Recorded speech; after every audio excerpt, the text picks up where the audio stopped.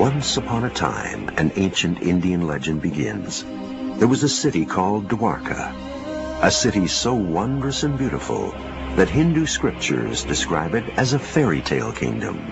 Prasad Lakshair Navavir Jushtam. Dwarka boasted 900,000 royal palaces, all constructed with crystal and silver and plenteously decorated with huge emeralds.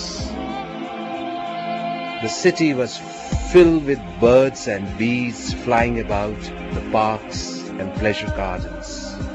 Ruling over this magical kingdom was the handsome, generous, and much adored Krishna, the Hindu god of devotion. Krishna is God, but he comes down on this earth and takes the form of a human being. He falls in love. He plays his flute. He fights with darkness, with demons. He gives good lessons to people. One day, Krishna is called upon to help his friends in a bloody family feud of greed and possession, of good versus evil.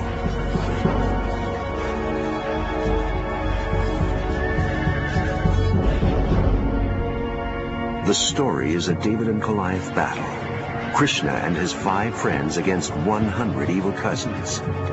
And its source, the Bible of the Hindu world, the Mahabharata, one of India's most revered scriptures.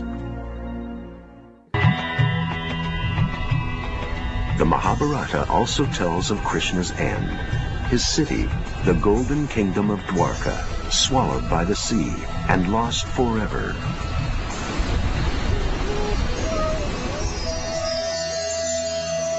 Until now.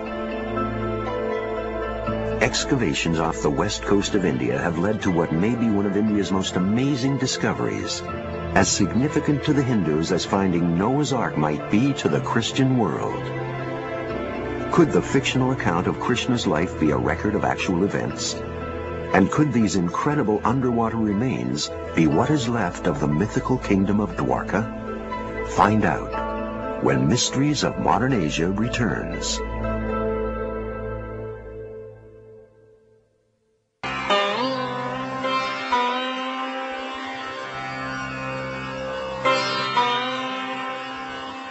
Dwarka, lying on the western coast of India, off the Arabian Sea, is a fishing town, home to 52,000 people.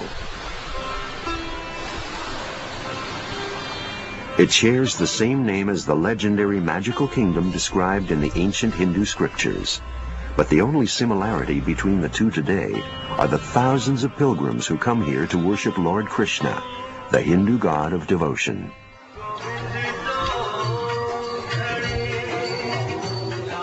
The tales of Krishna and his lost city were long thought to be a mythical legend. But a recent archaeological discovery may prove that Krishna's Dwarka actually lies beneath these very streets. I took up the challenge to find out if really Dwarka existed.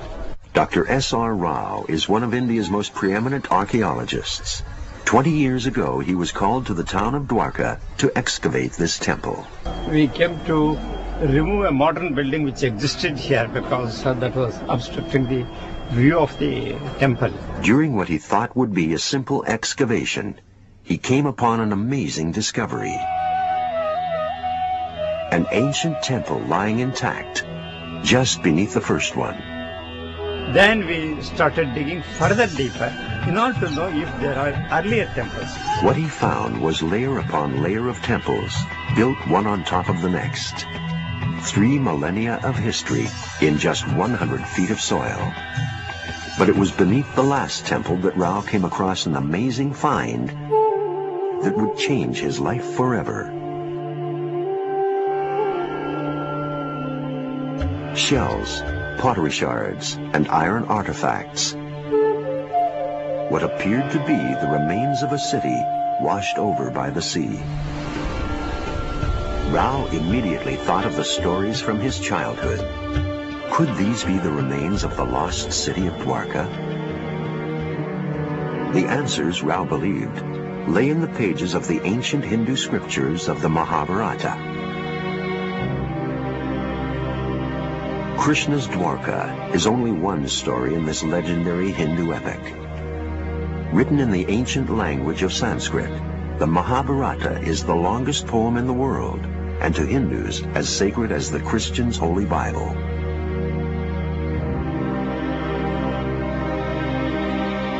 The story of Krishna ends with his kingdom, the city of Dwarka, sinking into the ocean. So, Rao headed for the sea.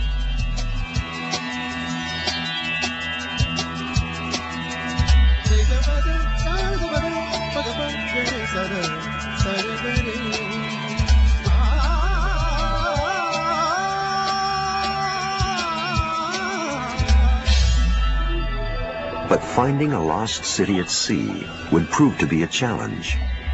But the whole question was where to look for this submerged city of Dwarka. I mean, in the sea you are not sure where to find him. Rao began randomly searching areas close to the coast of modern-day Dwarka.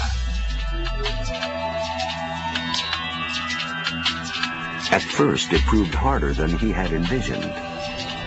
Divers wrestled with the strong currents of the Arabian Sea and murky waters. But his efforts soon paid off. Not far off the coast to present-day Dwarka, Rao and the divers stumbled upon a discovery even greater than he had imagined. On the fourth day, we found these blocks of stones used for construction. 70 feet beneath the waves lay the remains of what appeared to be an underwater metropolis. Massive sandstone walls, streets with cobbled stones, a drainage system, and a huge gate all pointed to a large city.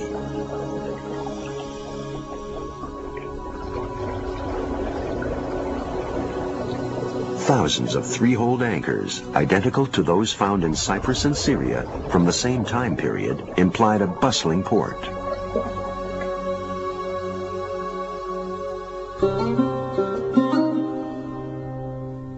Rao then followed the trail of ruins to an island located 19 miles out to sea.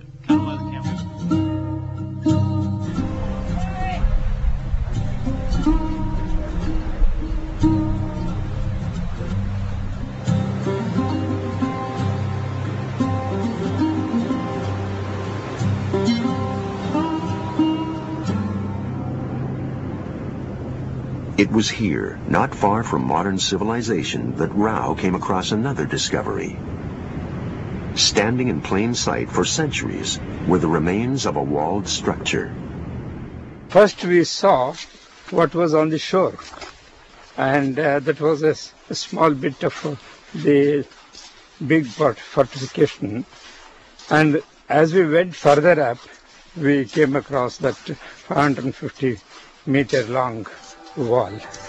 Rao's discoveries became a lifelong mission.